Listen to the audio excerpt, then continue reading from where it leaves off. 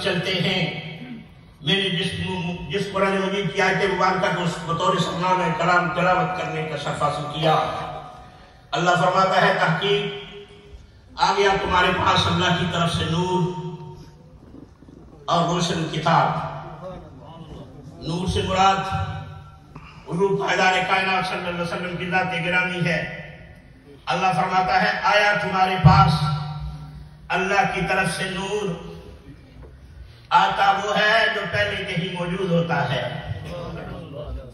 آپ نے مجھے بلایا، میں کہیں تھا تو آپ کی مسجد میں آیا ہوں، حضرت پیر صاحب موجود تھے تو تشریف لائے۔ اللہ فرماتا ہے آیا تمہارے پاس اللہ کی طرف سے آیا۔ مولا آنے والا جو آیا وہ کہاں سے آیا؟ تو قدرت کی آواز آئی، میں نے یار کے نور کو اپنے نور سے پیدا کر کے اس نور کو ستارے میں رکھ دیا تھا، ستارے میں رکھ دیا تھا۔ آپ سمجھتے ہوں گے شاید یہ جوہر خطابت کی بات ہو رہی ہے، جب خطیب جوش میں آتا ہے تو شاید ہوش میں نہیں رہتا۔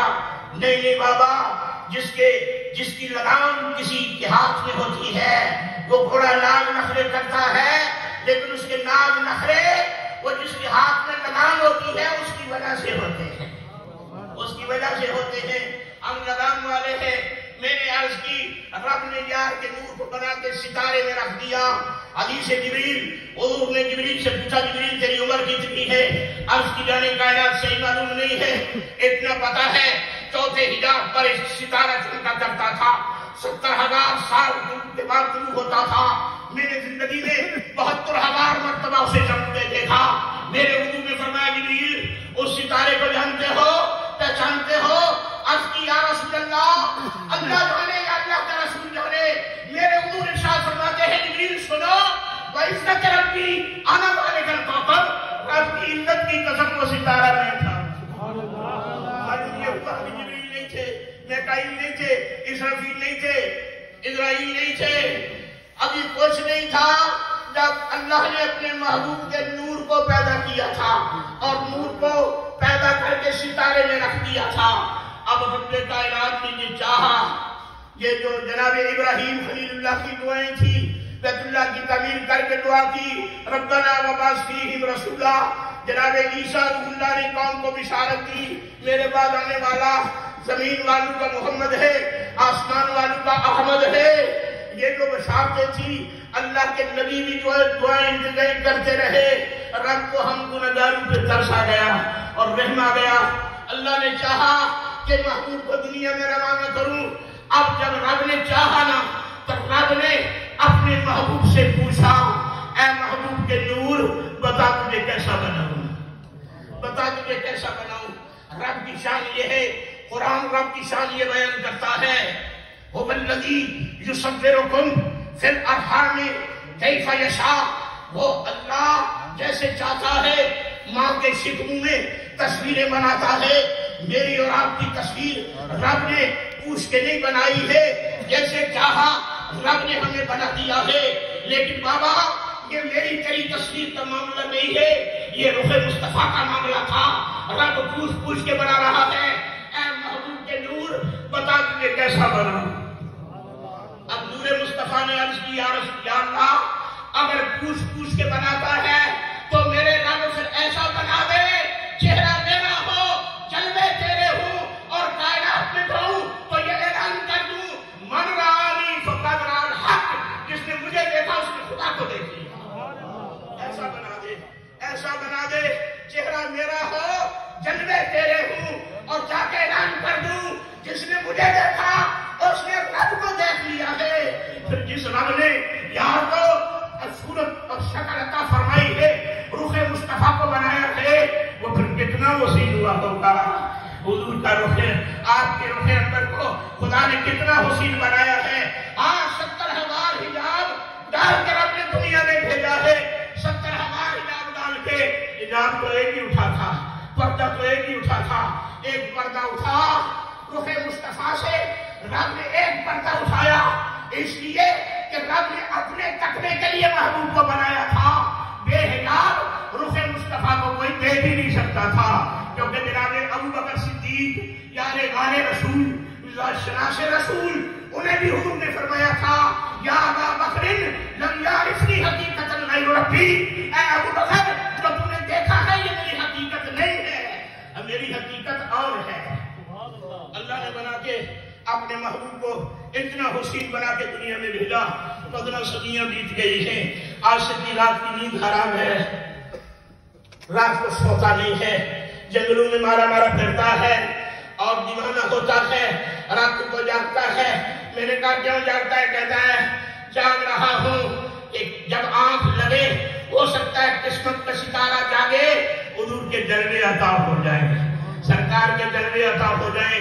اور جنہوں نے دیکھا ہے، ابھی آپ سن رہے تھے لطیف محفل سے، جنہوں نے دیکھا ہے ان سے پوچھتے ہیں نا میرے حضور کتنے حسین تھے، اور جنہوں نے دیکھا ہے ان سے پوچھتے ہیں جناب احسان بن ثابت نے دیکھا تھا اور دیکھ کے یہ عرض کی تھی وَأَحْسَنُ مِنْكَ لَمْ تَرَكَتْ عَيْنِي، یا رسول اللہ میری آنکھ نے تو آپ جیسا حسین دیکھا ہی نہیں ہے، آپ جیسا حسین میری آنکھ نے دیکھا ہی نہیں ہے۔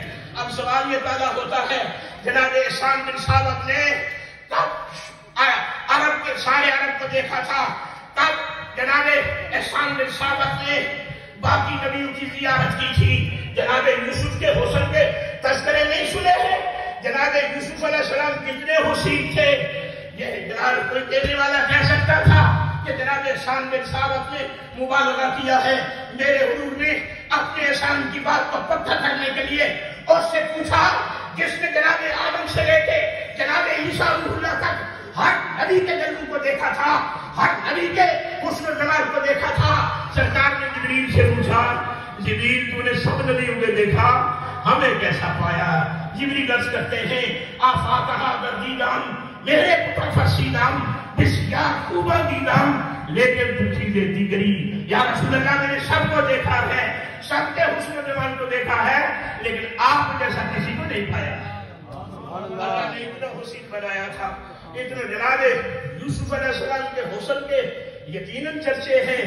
جب مصر میں قحط پڑ گیا، 3 مہینے قحط رہا، تو جناب یوسف علیہ السلام اتنے حسین تھے، اتنے حسین تھے کہ اہل مصر ایک میدان میں جمع ہو جاتے تھے اور جناب یوسف علیہ السلام اپنے مبارک حسن سے نکاح اٹھاتے تھے، بھوکے آتے تھے، کھاتے پیتے کچھ نہیں تھے، جناب یوسف علیہ السلام کے حسن کو دیکھ کے نا ان کے پیٹ بھر جاتے تھے، ان کی بھوک بھی ختم ہو جاتی تھی، پیاس بھی ختم ہو جاتی تھی۔ آج رومی فرماتے ہیں، حضرت میاں محمد بخش فرماتے ہیں 3 مہینے خلقت رکھی ویس یوسف کنانی جنا محمد عربی ڈٹھے راجے دمی جہانی۔ فرماتے جناب یوسف علیہ السلام تو بہت حسین تھے نا، اتنے حسین تھے کہ جب حضرت زلیخا کو زنان مصر نے تانے دیے کہ غلام پہ عاشق ہو گئی ہو، کہنے لگی آؤ پھر تمہیں بھی ان کے جلوے دکھاتی ہوں، تم بھی انہیں دیکھو۔ اس نے زنان مصر کو جمع کر لیا اور ہاتھوں میں پھل اور چھریاں دے دی۔ قرآن گویا ہے کہ جناب یوسف علیہ السلام سے عرض کی کہ اے حسن کے مرقع، اللہ کے نبی ذرا اپنے حسن سے نقاب اٹھائیے، یہ تانے دینے والیوں کے منہ بند ہو جائیں، ذرا آپ کے حسن کے جلوے یہ بھی دیکھ لیں۔ جناب یوسف علیہ السلام گزرے، اس اپنے چہرہ مبارک سے نقاب اٹھایا تو چھریاں چل رہی تھی، پھل کاٹ رہی تھی۔ قرآن فرماتا ہے وَقَطَّعْنَا أَيْدِيَهُنَّ وَقُلْنَا حَاشَ لِلَّهِ مَا هَذَا بَشَرٌ إِنْ هَذَا إِلَّا مَلَكٌ كَرِيمٌ، کہتی ہے اللہ کی قسم یہ بشر نہیں ہے، یہ تو آسمانوں سے اترا ہوا کوئی فرشتہ ہے، مقرب فرشتہ ہے جو آسمانوں سے اتر آیا ہے۔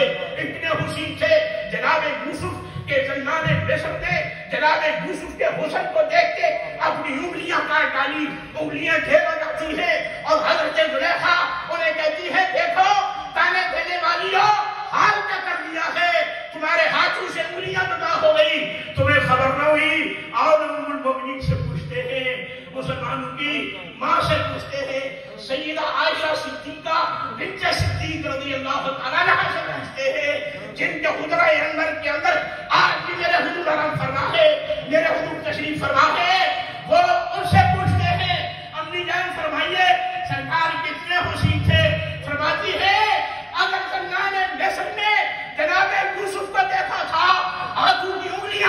تھی، رب کی عزت کی قسم اگر میرے محبوب کے جلووں کو دیکھتی انگلیاں نہ کاٹتی، دلوں کے ٹکڑے کر دیتی۔ نعرہ تکبیر، نعرہ رسالت، نعرہ رسالت، نعرہ رسالت۔ فرماتی ہے انگلیاں نہ کاٹتی اگر میرے محبوب کے جلوے دیکھتی، میرے محبوب کے حسن کے جلوے دیکھتی تو پھر انگلیاں نہ کاٹتی، دلوں کے ٹکڑے کر دیتی، کیونکہ رب نے اتنا حسین بنایا تھا۔ فرماتی ہے میرے حجرہ انور میں حضور کی جلوہ گری ہوئی اور میں زمین پر کچھ تلاش کر رہی تھی۔ سرکار نے فرمایا عائشہ کیا تلاش کرتی ہو؟ یا رسول اللہ سوئی گر گئی ہے، اندھیرے کی وجہ سے مل نہیں رہی ہے۔ فرماتی ہے سرکار فقط مسکرائے، دندان مبارک سے جو نور کی شعاع نکلی اس شعاع کی وجہ سے میرا کمرہ روشن اور منور ہو گیا۔ حضور کے دندان مبارک سے جو شعاع نکلی اس شعاع کی وجہ سے فرماتی ہے میرا کمرہ جگمگانا شروع ہو گیا۔ اللہ نے اپنے محبوب کو اتنا حسین بنایا تھا۔ اللہ فرماتا ہے آیا تمہارے پاس اللہ کی طرف سے نور، اللہ بھی فرماتا ہے نور، آؤ پھر جس شان والی امی جان کے ہاں میرے حضور کی جلوہ گری ہوئی ہے، میرے حضور کی تشریف آوری ہوئی ہے، ان سے پوچھتے ہیں کہ اے میرے حضور کی امی جان سیدہ آمینہ رضی اللہ تعالیٰ عنہا، آپ فرمائیے آنے والے کس شان سے آئے ہیں؟ فرماتی ہے لوگوں خارج منی نور، مجھ سے نور خارج ہوا، ایسا نور خارج ہوا بیٹھی میں مکے کے بند کمرے میں تھی، شام کے محلات ان کا روشن ہو گئے تھے، میں مکے کے بند کمرے میں بیٹھ کے شام کے محلات کا نظارہ کر رہی تھی۔ اللہ فرماتا ہے نور، سرکار کی امی جان فرماتی ہے نور، میرے حضور نور نلا نور، کسی کو سمجھ نہ آئے تو اس کی عقل کا قصور، میرے حضور تو نور علی نور۔ اللہ حضور رحمت عالم صلی اللہ علیہ وسلم کی سچی محبت عطا فرمائے، سچا پیار عطا فرمائے۔ اے حضور کے میلاد کی مجلس میں آنے والوں، ہماری مجلس میں پروردہ وجہ ولایت حضرت پیر صاحب تشریف فرما ہے، پیغام یہی ہے حضور کے میلاد کی مجلس سے سجانے والوں نمازوں کی پابندی کرو اور درود شریف اپنی زندگی کا شعار بنا لو، اپنے کریم نبی سے اپنا تعلق وابستہ کرو اور ایسا تعلق وابستہ کرو کہ جب قبر میں جاؤ تو میرے حضور اپنے غلام کو اپنے سینے سے لگا لیں۔ درود شریف کثرت سے پڑھو، یہ ذریعہ ہے حضور کی ذات گرامی سے رابطہ، اس رابطے کا ذریعہ درود شریف ہے۔ کثرت سے درود شریف پڑھا جائے اور اپنی خلوتوں کو بھی درود شریف سے مزین کرو۔ گھروں میں خلوت میں بیٹھ کے جب آپ درود شریف پڑھیں گے نا تو پھر صورت حال یہ ہوتی ہے، جب حضور کی نگاہ کرم اٹھتی ہے تو بندہ جھومنا شروع ہوتا ہے، جھومنا شروع ہوتا ہے۔ یہ جو بندہ جھومنا ہے نا، جھومتا ہے نا، تو پھر ہلکے ہلکے جو دل میں سرور آئے ہیں سمجھو کہ حضور آئے ہیں۔ اللہ حضور کی سچی محبت عطا فرمائے، آج کی مجلس مبارکہ کو اپنی بارگاہ میں شرف قبولیت عطا فرمائے۔ وآخر دعوانا الحمدللہ۔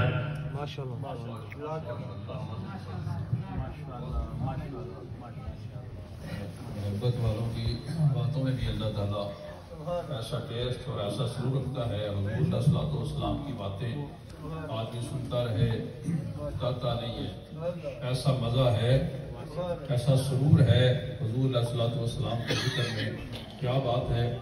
بس وقت کو بچاتے ہوئے دیکھیں آج کا جو پروگرام ہے میلاد النبی صلی اللہ علیہ وسلم کے حوالے سے، اور ایک عزیزم بچے کی دستار بندی بھی ہے، تو وقت بہت مختصر ہے، اس لیے بہت سارے مہمان ہیں، جی تو چاہتا ہے سب کو وقت دیا جائے۔ تو میں ایک بچے کو جو ہمارا اسٹوڈنٹ ہے اس کی خواہش تھی کہ استاد صاحب کے سامنے، اس کے استاد محترم بھی یہاں تشریف فرما ہوں گے، وہ عالم بھی بن رہا ہے، حفظ بھی کر رہا ہے، وہ 2-3 منٹ آ کر آپ کے سامنے حفظ قرآن کی کریم کی حوالے سے، اس کی فضیلت کے حوالے سے انگلش میں 2-3 منٹ جو ہے وہ بیان کرنا چاہے گا۔ تو ان سے پہلے میں گزارش کروں گا، دیکھیں ہر آدمی کو اپنا جائزہ لینا چاہیے کہ میں کہاں کھڑا ہوں، ہمیں بھی اپنا جائزہ لینا چاہیے کہ ہم کہاں کھڑے ہیں، ہمارا تعلیم معیار بہتر ہونا چاہیے۔ اگر ہمارا تعلیمی معیار بہتر ہوگا اس کو بہتر سے بہتر بنائیں.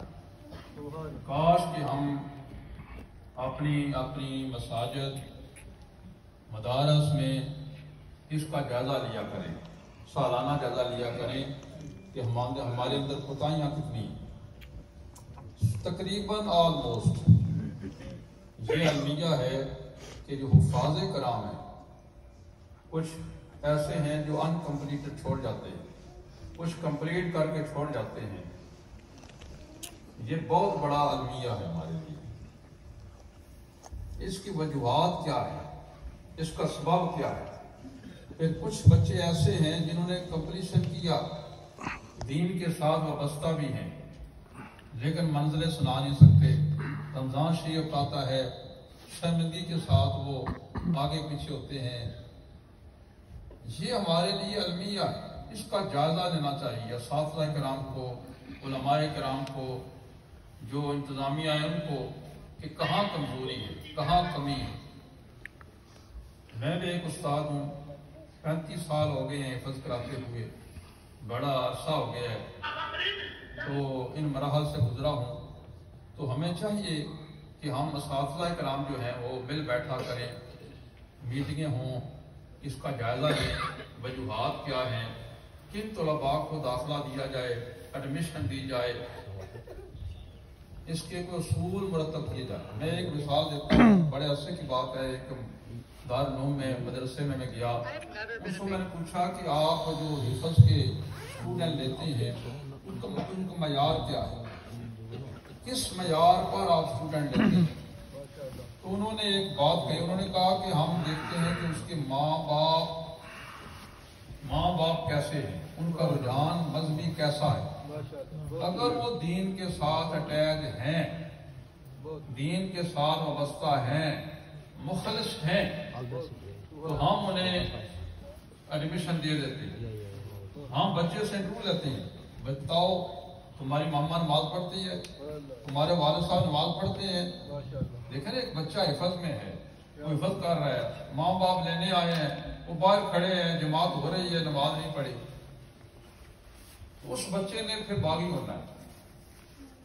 تبلیغ وہ ہوتی ہے جو پریکٹیکل، سب سے پہلا درسگاہ ماں ہے، دوسرے استاد باپ ہے، تیسرا اس کے ٹیچر ہے. اگر ماں باپ اس میں مخلص ہوں گے، وہ خود نمازی ہوں گے، وہ سچ بولنے والے ہوں گے، انہیں کہنا نہیں پڑے گا اٹھو بیٹا نماز پڑھو. وہ اپنے ماں باپ کی کاپی کریں گے، وہ آلموسٹ نمازی ہوں گے. وہ سچ بولنے والے ماں باپ جو ہیں ان کے بچے بھی سچ بولنے والے ہوں گے، انہیں کہنا نہیں پڑے گا سچ بولو. یہ ہے پریکٹیکل تربیت.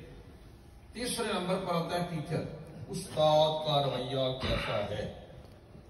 یہ ہمیں جائزہ لینا چاہیے. میں اپنا لوں، کمیٹی کے ممبران جو ہیں مختلف مساجد سے اساتذہ ہیں، انہیں بھی جائزہ لینا چاہیے. میں ایک واقعہ سناؤں. میری کو طبیعت اس طرح کی ہے کہ مجھے جس چیز سے ٹھیس پہنچتی ہے وہ یہ ہے. میں جنازہ پڑھنے گیا، ایک بہت بڑا جنازہ تھا، تو واپس آ رہا تھا، کیا حاجی صاحب تشریف لا رہے تھے، میں نے انہیں گاڑی میں بٹھایا. تو میں نے پوچھا کہ آپ کے بیٹے انہوں نے بڑی شوق سے حفظ کیا ہے، وہ سنا رہے ہیں، کیا کر رہے ہیں؟ انہوں نے کہا کہ وہ یہ کام کر رہے ہیں. تو میں نے کہا قرآن حکیم؟ انہوں نے کہا نہیں. تو وہ بڑے افسردہ ہوئے. انہوں نے کہا کہ اس نے اتنے سال محنت کی، یہ ہوا وہ ہوا. تو آج میں بڑا جب معاشی آتا ہے غمگین ہو جاتا ہوں. تو میں نے انہیں کہا کہ میں یہ کر سکتا ہوں کہ آپ میرے حوالے کر دیں، تو وہ ٹائم دے تو میں انشاءاللہ تیار کر دوں گا، مسلح پہ کھڑا کر دوں گا انشاءاللہ. تو یعنی ایک باپ نے، ایک ماں نے 5-6 سال قربانی دی ہے، وہ ہوں بھی نمازی پرہیزگار ہوں. تو پھر اس میں استاد کی کمزوری ہے کہ پڑھنے والا بچہ بھی ہو تو پھر وہ منزل کیوں نہ سنا سکتا. اس لیے ان غلطیوں سے سیکھنا چاہیے. یہ بچہ جس کی دستار بندی ہے، کوئی ہمارے پاس فنڈ نہیں ہے، کوئی سرٹیفکیٹ نہیں. یہ جو علماء جانتے ہیں، 1.5 سپارہ منزل سناتا ہے. ابھی اس نے کوئی 3 ہفتے پہلے کمپلیشن کی ہے. 150 سپارہ منزل میں روز کی سنتا ہوں، روز کی سنتا ہوں 150 سپارہ. تو جو بچہ 150 سپارہ منزل سنا لے تو وہ مصلی پہ کھڑے ہونے کے قابل ہو جاتا ہے. لیکن اس میں ان کی ماں کا اور ان کے باپ کا بہت بڑا ہاتھ ہے، بہت بڑا ہاتھ. وہ کوپریٹ کرتے رہے ہیں میرے ساتھ، میں نے بھی بڑی کوشش کی ہے تو اللہ نے ہمیں کامیابی دی. دیکھیں ایک بات یاد رکھیں، تھوڑے دیاروں کام کیے. قبلہ قاری خادم صاحب کی بات بہت اچھی ہے، آج وہ ہوتے ہیں، وہ پاکستان تشریف لے گئے ہیں. انہوں نے کہا یہ ڈیکوریشن کے پیس رکھنے جو حافظ قرآن حکیم نہیں سنا سکتا تو وہ حافظ کس بات کا. اس لیے ضروری نہیں کہ ہر سال ہی کوئی دستار بندی ہو، نہیں، جو بھی حافظ بنے مضبوط حافظ ہونا چاہیے تاکہ وہ مصلی پہ کھڑا ہو کر وہ حفظ ہے کیا، ساری زندگی قرآن کے ساتھ بچے کو وابستہ کر دینا، اس کا اڑنا بچھونا اٹھنا بیٹھنا قرآن ہو، یہ ہے. اس لیے ہمیں جائزہ لینا چاہیے. پھر آگے قبلہ پیر صاحب تشریف فرما ہیں. میں مؤدبانہ گزارش کروں گا کہ آپ ایک ہمارے لیے رہبر رہنما کی حیثیت رکھتے ہیں، آپ کی معاونت کی ضرورت ہے. پہلے بھی میں نے ایک دفعہ عرض کیا تھا، ان کی معاونت سے ہم نے بہت سارے کام کیے. یہ پیچھے جو ہم نے میٹنگیں کی ہیں، یہ جو فتنہ دجالی ہے، اس حوالے سے پیر صاحب سے میں رابطے میں رہا، فون پر ان کی دعائیں، ان کی مجھے اچھے مشورے وہ شامل آ رہے. اس میں آپ نے 2-3 سیشن کیے، ٹیچر ٹریننگ کی، ابھی بھی کچھ ٹیچر موجود ہیں، ان کو دعوت دی ہے. ہر مسجد سے میں نے کہا تھا کم از کم ایک میل اور ایک فیمیل ٹیچر تیار ہونا چاہیے. تو الحمدللہ کسی مسجد سے 5، کسی سے 6، کسی مسجد سے سارے ٹیچر وہ انہوں نے ٹریننگ کمپلیٹ کی. اس کے ساتھ ساتھ ہم نے چھوڑا نہیں ہے. میں پوچھتا رہتا ہوں بھائی کیا ہو رہا ہے، فلاں مسجد میں کام شروع کیے یا نہیں شروع کیا. جو ہمارے ٹرینر تھے ان کے ساتھ بڑے اچھے آدمی ہیں، رابطہ ہے کہ ان کے ساتھ آپ لیسن لیتے رہیں، فل ٹرین ہو جائیں تاکہ یہ جو دجالی فتنہ ہے، اس دجالی فتنے سے بچوں کو بچانا ہے. تو اس کے لیے الحمدللہ ہمارے جو ساتھی ہیں وہ کام کر رہے، تو کرتے رہیں گے. پھر ہم نے پیرنٹس کا ایک ایونٹ کیا، ان میں بڑا کامیاب ہوا، بہت سراہا کیا اور بہت معلوماتی تھا. ان میں 2 اسکالر تھے، ایک جو ہمارے اسکالر ہیں وہ آج بھی موجود ہیں. دیکھیں گراؤنڈ ریالٹی دیکھنی چاہیے، ہماری پرابلمز کیا ہیں کمیونٹی میں وہ دیکھنی چاہیے، ان کا سدے باب کرنا چاہیے. جو ایک امام ہوتا ہے وہ ماں کی طرح ہوتا ہے، خطیب ایک ماں کی طرح ہے. اسے درد ہوتا ہے کہ اس اولاد وہ سمجھتا ہے کہ یہ میرے بچے میری اولاد ہے. میں 2-3 باتیں بڑے دکھ کے ساتھ کہتا ہوں، آپ غور سے سنیں.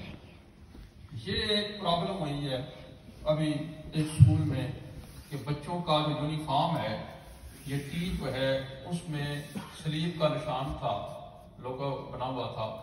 تو وہ میں نام نہیں لیتا، یہاں موجود ہیں وہ، انہوں نے مجھے کہا کہ یہ معاملہ ہے. کوشش کی گئی، انہوں نے کہا، لیکن جو افسوس کی بات ہے وہ تو حل ہو گیا. جن حل کرنے والوں نے یہ کام کیا الحمدللہ وہ کام کر رہے ہیں، وہ بھی موجود ہیں، ان کو میں 2-3 منٹ دوں گا، وہ تشریف لائیں گے. لیکن دکھ کی بات ہے وہ یہ ہے کہ جتنے پیرنٹس اسکول میں ان کے بچے پڑھتے ہیں، انہوں نے جو رویہ اختیار کیا وہ نہایت ہی معذورانہ ہے. انہوں نے کہا کہ رہنا نہیں تھے اس ملک. بھائی اگر ایک بندے کی آواز ہے، اگر اس کے لیے وہ انہوں نے کنسیشن دے دی ٹھیک ہے یہ نہ پہنے،